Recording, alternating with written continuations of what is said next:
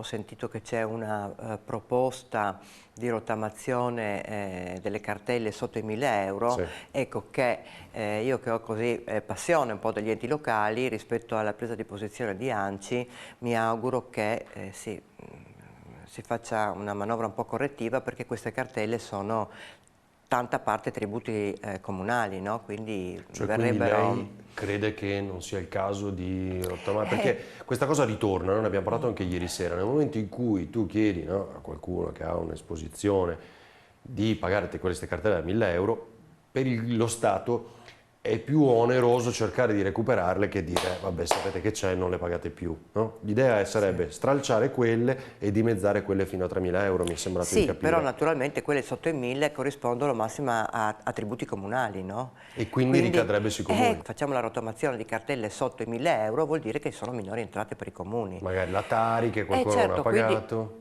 quindi è chiaro che questa roba qua inevitabilmente si ripercuote poi sui bilanci dei comuni, no? Chiamerò comunque anche ANCI, cercherò di incontrarmi con ANCI, spero, ecco, che venga fatto un ragionamento in questo senso, un ragionamento di buon senso, cercando di non abbandonare i comuni, no?